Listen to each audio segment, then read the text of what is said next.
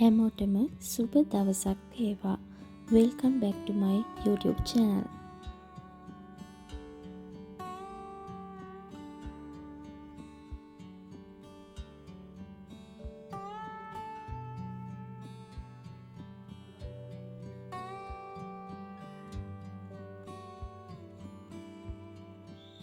අද මම ඔයාලට අරන් ආවේ මම කොහොමද සුවඳට රසට කහබත් හදාගන්නේ කියලා ඔයාලට කියලා දෙන්න. මම කහබත් සඳහා පාවිච්චි කරන්නේ බාස්මති හාල්. මම මට අවශ්‍ය ප්‍රමාණයට හාල් අරගෙන හොඳින් සෝදලා පිරිසිදු කරගන්නවා.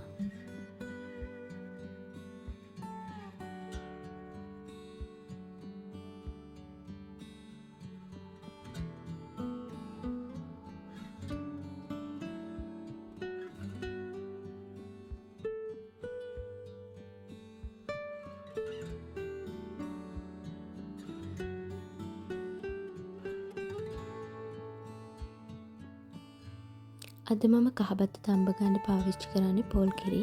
මුලින්ම මම සෝදාගත්ත හාල් වලට මේ පොල් කිරි තමයි එකතු කරගන්නේ.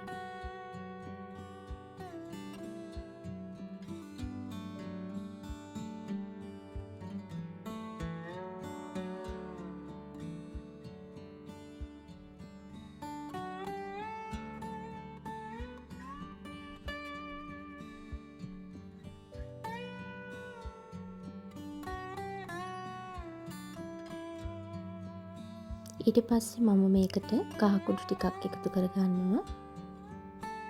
ඊට පස්සේ අවශ්‍ය ප්‍රමාණයට ලුණු තමයි එකතු කරගන්නේ.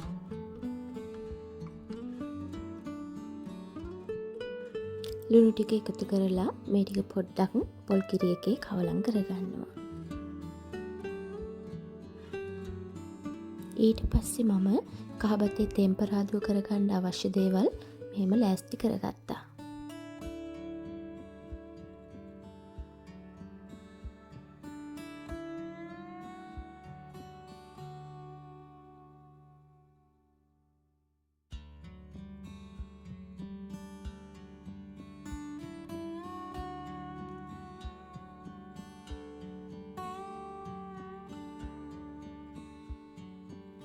මුලින්ම මම පෑන් එකක් ලිපේ තියලා පෑන් එක පොඩ්ඩක් රත් වුණාම ඒකට අවශ්‍ය ප්‍රමාණයට බටර් එකතු කරගන්නවා. මම අද තෙම්පරාදුව කරගන්නේ බටර් වලින්.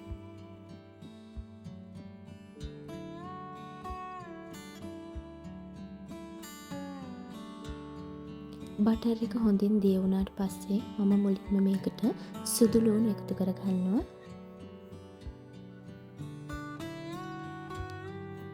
ඒක පොඩ්ඩක් කවලම් කරලා ඊළඟට මට අවශ්‍ය ප්‍රමාණයට ලුණු තමයි එකතු කරගන්නේ.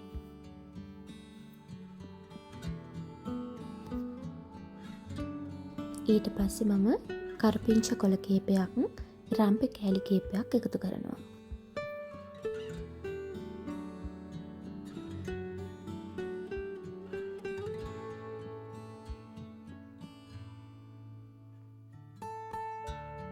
ඊට පස්සේ මම මේකට ඉඟුරු පේස්ට් එකෙන් පොඩ්ඩක් එකතු කරගන්නවා. ඉඟුරු පේස්ට් එකත් එකතු කරලා මේක පොඩ්ඩක් කවලම් කරගන්නවා. ඊට පස්සේ මම මේ එකතු කරගන්නේ කරාඹු නැටි එනසාල් කීපයක්. ඊට පස්සේ කුරුදු පුතු කෑල්ලකුත් එකතු කරගන්නවා. මේ ටික එකතු කරලා පොඩ්ඩ වෙලාවක් බටර් එකේ තෙම්පරාදු වෙන්න තියනවා.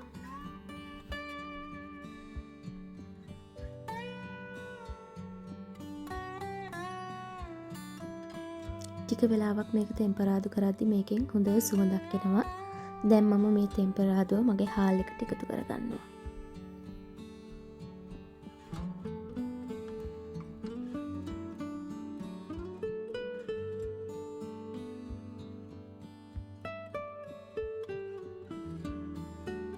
තෙම්පරාදුව එකතු කරලා මම මේ ටික පොඩ්ඩක් වෙලා හොඳින් කවලම් කරගන්නවා.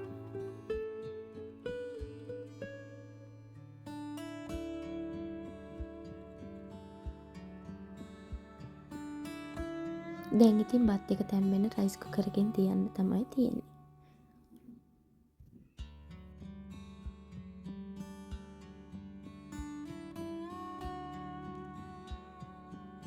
ඊළඟට මම මේ බත් එකත් එක්ක කන්න චිකන් එකක් හදාගන්නයි යන්නේ. ඒකට මම පාවිච්චි කරලා තියෙන්නේ මේ වගේ chicken drum stiff. Chicken drum stiff ටික සෝදලා පිරිසිදු කරගෙන අරගෙන මේ විදිහට පොඩි කට් එකක් දාගන්නවා.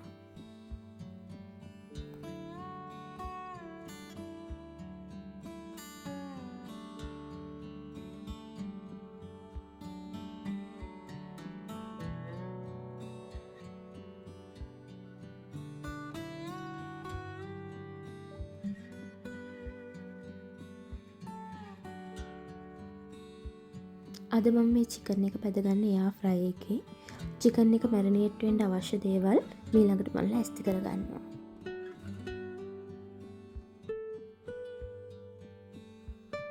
මම මේකට මුලින්ම සුදු ලුණු ටිකක් එකතු කරගන්නවා. ඔයාලට සුදු ලුණු පේස්ට් එක තියෙනවා නම් මේකට එකතු කරගන්න. ඊට පස්සේ කහ කුඩු වලින් ටිකක්, ගම්මිරිස් කුඩු වලින් ටිකක්, ඊළඟට මම මේ එකතු කරගන්නේ මිරිස් කුඩු වලින් ටිකක්. ඊට පස්සේ අවශ්‍ය ප්‍රමාණයට ඉඟුරු පේස්ට් එකෙන් ටිකක්, අවශ්‍ය ප්‍රමාණයට ලුණු. මස් එක රස වෙන්න මම ඉතින් හැමදාම වගේ ඔරිගානෝ තමයි මේ එකතු කරගන්නේ.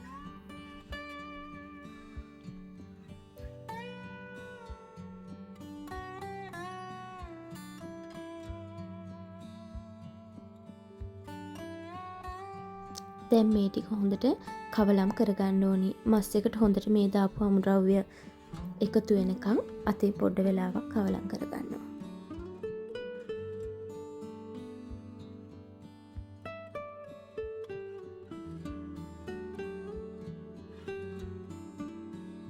මෙහෙම මස් එක හොඳින් කවලම් කරලා මේක විනාඩි 10ක් 15ක් මැරිනේට් වෙන්න පැත්තකින් තියනවා. මැරිනේට් වෙන්න තිබ්බ මස් එක දැන් එයා ෆ්‍රයි එකේ දාලා බැද ගන්න තමයි යන්නේ.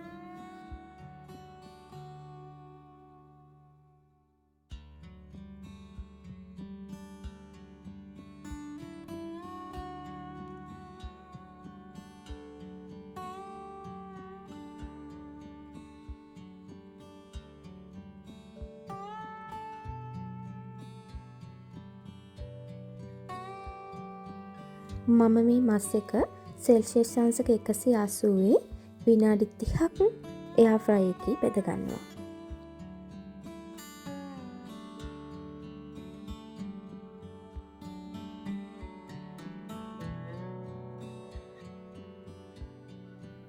දැන් මගේ කහබත් එක තැම්බෙලා ඉවරයි. පියන ඇරපු ගමන් හරීම සුවඳයි.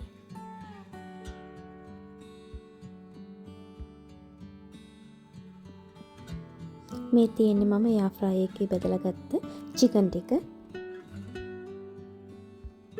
මේ කහබත් එක්ක කන්න වෙන මොනවත් අවශ්‍ය වෙන්නේ නැහැ. මේ වගේ චිකන් එකක් බෙදලා ගත්තම හොඳටම ඇති. පොල් කිරි දාලා ටෙම්පරාදු කරලා රසට හදාගත්ත කහබත් එකට වෙන එළවලු කිසිම දෙයක් අවශ්‍ය නැහැ. මේ විදිහට බෙදලා ඒ වෙලෙම උණු උණුවේ කන්න පුළුවන්. අනිවාර්යෙන්ම ඔයාලත් මේ සුවඳ හඹන කහබත් එක හදලා බලලා රස කොහොමද කියලා කියන්න.